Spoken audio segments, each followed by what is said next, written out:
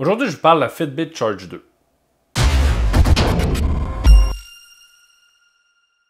Maintenant disponible depuis la fin septembre, la Charge 2 au Canada se vend 199$ et, si je ne m'abuse, 149€, donc en Europe. Et aujourd'hui, je fais le tour avec vous de cette montre-là. Je vous parle des nouvelles fonctionnalités, des avantages, des inconvénients. On va faire un petit tour aussi de l'application Fitbit ensemble. Et je vais aussi comparer avec son prédécesseur, la HR, parce que moi, personnellement, j'ai eu une histoire d'horreur avec ça. Mais je reviens là-dessus un petit peu plus tard dans la vidéo. La Charge 2 possède un gyroscope, donc lorsque vous allez approcher la montre vers vous, elle va vous montrer l'information que vous avez choisie dans l'application et elle va s'afficher pendant quelques secondes. Le bouton poussoir, comme sur son prédécesseur, sert de passer d'un menu à l'autre. Mais ce qui est nouveau avec la Charge 2, c'est qu'on a accès à des nouveaux menus.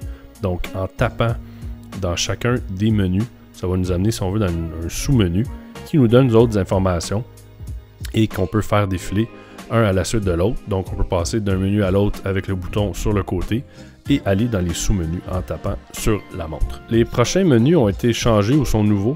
Donc pour ce qui est d'entrer son entraînement, maintenant on peut vraiment, à partir de la montre, choisir qu'est-ce qu'on fait comme type d'activité et sélectionner ça directement.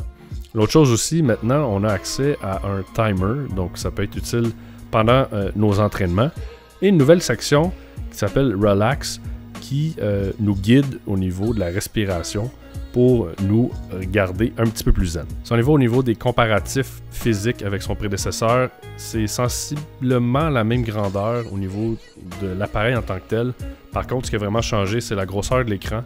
C'est maintenant une vitre au lieu d'être du plastique. Et le boîtier central est fait en métal. Et Dieu merci, le boîtier central est maintenant indépendant.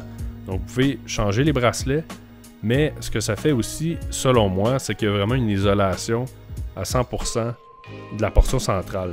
Et quand je vous dis que j'ai eu une histoire d'horreur avec ma HR, c'est que j'ai eu 3 HR en l'espace de 13 mois et la troisième ne voulait pas m'en remplacer. Donc si jamais c'est votre cas, j'avais trouvé une petite capsule de silicone sur Amazon pour 2 ou 3$.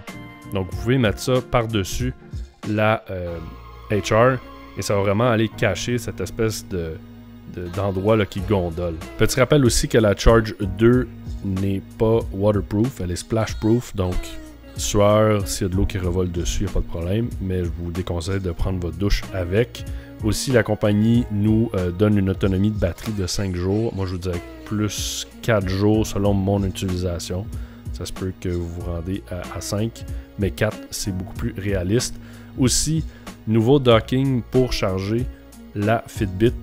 Et la compagnie a compris que ça nous prenait plus que 3 pouces de fil pour la charger dans certaines situations. Donc le fil est beaucoup plus long. Ça, c'est une bonne chose comparativement à la HR. Avant de vous parler de l'application en tant que telle, je voulais juste vous dire que je me suis rendu compte en post-prod que j'avais la HR dans mes mains et non la 2. Donc voilà, c'est dit. Évidemment, vous allez pouvoir faire le suivi de vos calories à travers l'application Fitbit.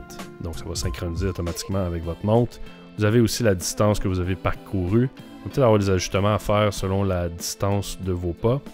Et les nombres de minutes actives, ceux-ci sont vraiment répertoriés automatiquement par l'application. Et Fitbit aime beaucoup travailler avec les pas. Personnellement, moi, je fonctionne avec les calories, mais vous avez aussi l'historique de vos pas. Cette section-là, qui est vraiment l'exercice, c'est là où vous avez entré manuellement le début d'un entraînement. Donc, vous allez voir l'impact ensuite de celui-ci au niveau du rythme cardiaque et sur le reste de votre journée. Aussi, au niveau de votre rythme cardiaque, vous avez l'historique selon vos entraînements, aussi au repos. Nouvelle section ajoutée par Fitbit, le comparatif avec les gens du même âge que vous. Donc, ça vous donne une idée où est-ce que vous vous situez. Aussi, vous avez l'historique de votre sommeil, donc le nombre de fois que vous avez bougé, le nombre d'heures que vous avez dormi, est-ce que vous avez respecté vos objectifs aussi au niveau de l'heure à laquelle vous êtes allé vous coucher, parce que l'application aussi peut vous envoyer une notification de vous dire que c'est l'heure d'aller faire dodo. Autre chose que Fitbit fait très bien, c'est la portion communautaire, donc les amis, les challenges, bref, une panoplie d'options dans cette application-là, peu importe le modèle de montre que vous allez avoir. En résumé, la Charge 2 est beaucoup mieux construite que son prédécesseur, la Charge HR. Donc, je vous recommande cette montre-là. La portion centrale indépendante et semble beaucoup plus solide. C'est un peu encore tôt pour vous confirmer ça, mais si vous avez des questions, commentaires, vous pouvez laisser ça sous le vidéo, ça va me faire plaisir de vous répondre, que ce soit par rapport à la montre, l'application Fitbit ou toute autre question dans le fitness. Et d'ici là, je vous dis à la prochaine.